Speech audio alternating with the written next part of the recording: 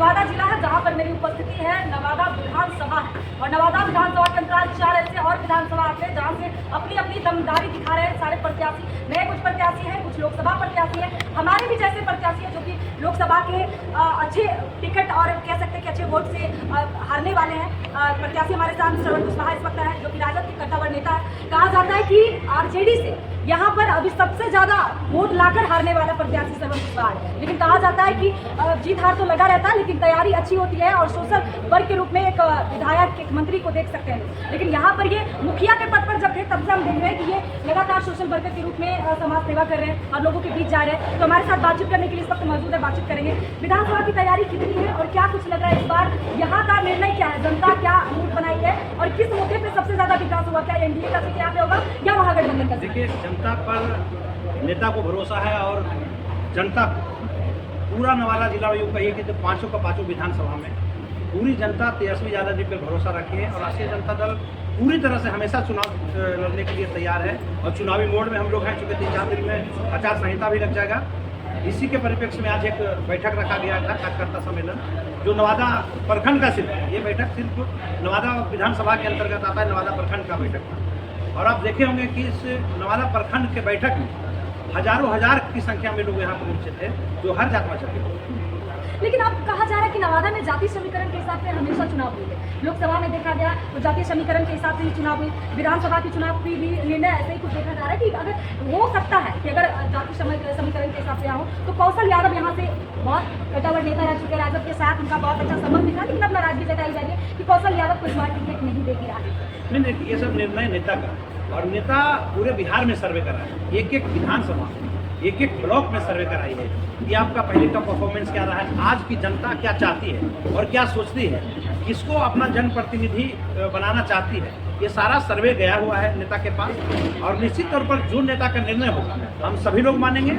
और यह भी हम लोग समझते हैं कि जो निर्णय जनता का वही निर्णय नेता का। राजद ने आपको टिकट दिया, भरोसा आप पे जताई और आपने अच्छा खासा जो वोट है वो लेकर नवादा लोकसभा में आए, फिर क्या वजह रह गई कि आपको हार का सामना करना पड़ा? देखिए, हमारे जो एमएलए लोग थे, जो पार्टी के बदौलत एमएलए बने थे, सुख शोहरत पाए और वही लोगों ने पीठ में खंजर मारने का काम किया। भाई तेजस्वी यादव जी को, राष्ट्रीय जनता दल को मारा है, श्रवण कुशवाहा को हराया है, जो पूरी नवादा की जनता भांति भांति जानती है। और वह भी अगर पहले हमें विश्वास होता या पता होता यह एमएलए लोग पार्टी के खिलाफत काम करेंगे तो मैं उसकी व्यवस्था करता और श्रवण कुशवाहा चुनाव नहीं आता। लेकिन चूंकि एक इन्होंने पीठ में खंजर मारने का काम किया है, अगर सामने से वार करता तो श्रवण कुशवाहा चुनाव नहीं हारता, उसकी तैयारी करता। लेकिन तैयारी करने का समय नहीं मिलेगा, मात्र 10 दिन का समय मिला था और 10 दिन में इन्होंने पीठ में खंजर मारने का काम किया और एक अभिमन्यु की तरह घेर चुनाव हराने का काम किया।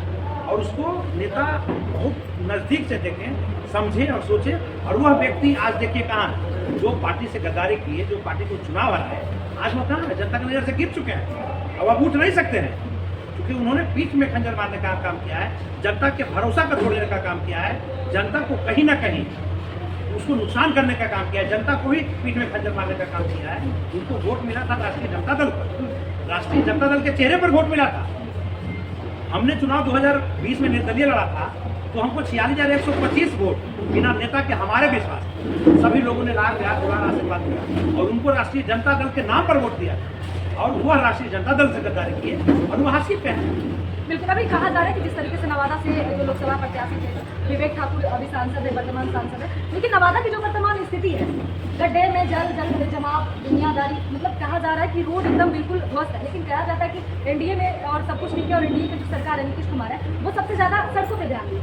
लेकिन नवादा की जो स्थिति वर्तमान है उसको आप कैसे देखते हैं और क्या लगता है कि विधानसभा में परिवर्तन खोजेगी जनता और परिवर्तन में क्या विकास का रास्ता हो सकता है? बिल्कुल परिवर्तन होगा, तेजस्वी जी मुख्यमंत्री होंगे। और जहाँ तक बात रह गया बाहर का जो एमपी सांसद बनते हैं उनको नवादा के बारे में क्या पता है, नवादा की चहुती उनको पता है क्या, नवादा में कितने गांव हैं बड़े बड़े बता पाएंगे क्या, जितने पंचायत है बता पाएंगे क्या? क्योंकि लोग बाहर से आते हैं, नवादा जिलों का एक प्रयोगशाला बना कर रखे हैं और हमारे लोगों को वोट दें। जैसे आज राष्ट्रीय जनता दल के एमएलए नहीं अगर वोट तो कोई माइकल श्रवण कुशवाहा को चुनाव हरा था, कोई नहीं हरा सकता था और नहीं तो आगे आने वाला समय में हराएगा।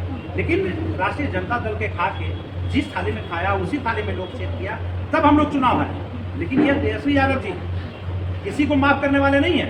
अगर पार्टी में रह के पार्टी के साथ गद्दारी करेगा तो उसको माफी नहीं होगी। लेकिन यहाँ पे एक भी और निशाना ये बनाया जा रहा है कि जो यहाँ पे महागठबंधन के जो प्रत्याशी है पहले से जो जीते हैं 35 साल यहाँ रहे हैं, विधायक भी बने, सब कुछ उन्होंने किया, लेकिन अब कहा जा रहा है उनको टिकट नहीं मिलेगा क्योंकि उनका बैकग्राउंड कैरेक्टर जो है बिल्कुल राजनीतिक जैसा नहीं बल्कि एक गुंडा तरह। तो उस चीज़ को कैसे देखते हैं? देखिए, पहले का समय और अभी का समय में आसमान जमीन का फर्क है। आज के समय में हर घर में पढ़े लिखे लोग हैं, हर घर में एक सोच, एक नई सोच, एक समझदारी है और लोगों को परखने की क्षमता है कि कौन हमारा नेतृत्व कर सकता है और यह जिला को कौन संभाल सकता है, किसका चरित्र क्या है, इसका बैक में चरित्र क्या रहा है, आवाज़ का चरित्र क्या है, कौन लोगों के सुख दुख में रहता है, कौन हर समय जनता के दुख सुख में खड़े रहता है और कौन ऐसी रूम में रहता है, जनता को सब पता है।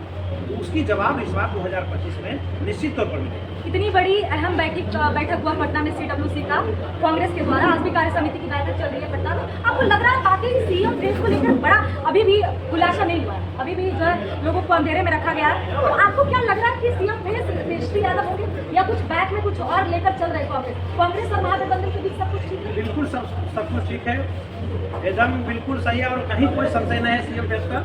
भाई तेजस्वी यादव जी मुख्यमंत्री होंगे बिहार के, पहले भी ऐलान हो चुका है और महागठबंधन में कौन चेहरा? डिप्टी सीएम का चेहरा किसको देख रहे हैं? मुकेश सहनी अपने आप को कह रहे हैं कि हम डिप्टी सीएम। देखिए, वह शीर्ष नेता निर्णय करेंगे, लेकिन मुख्यमंत्री तक जहाँ तक सवाल है मुख्यमंत्री का, तो भाई तेजस्वी यादव जी क्लियर है, इन पर कोई उंगली पूरे बिहार के लोग नहीं उठा सकता है। तेजस्वी यादव कितने सीटों से चुनाव लड़ेंगे? देखिए, हम तो 243 पे लड़े, महागठबंधन 243 सीट पर चुनाव लड़ेगी और प्रचंड बहुमत से हम लोग चुनाव। क्या सीट शेयरिंग हो चुका है?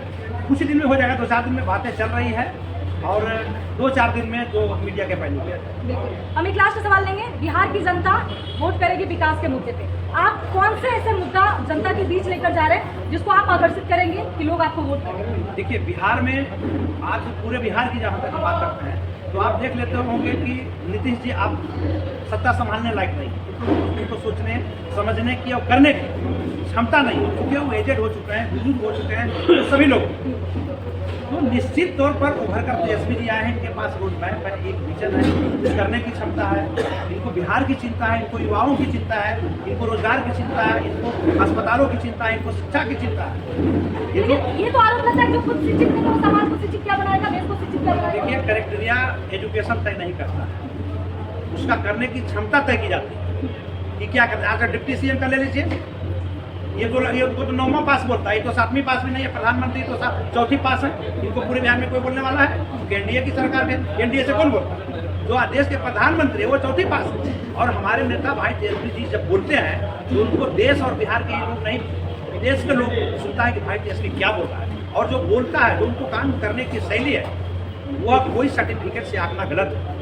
देखना चाहिए कि ये बोल क्या रहा है, कर क्या रहा है, करने की क्षमता क्या है, एजुकेशन से नापना है। ये इस बार तो टक्कर होगा क्योंकि इस बार प्रशांत किशोर भी आ गए और कहीं ना कहीं तेजस्वी यादव का जो वोट बैंक है वो तो कम होगा, धक्का तो जोरों पर देखिए, आएगा। ऐसा कुछ नहीं है, तो लोकतंत्र है और राजनीति करने का सभी को अधिकार है, वो प्रशांत जी हो या कोई और हो। बिहार में अनेकों पार्टियां हैं और सबको चुनाव लड़ने का अधिकार है, सब लोग चुनाव लड़ रहे हैं, लेकिन इस बार बिहार में तेजस्वी तय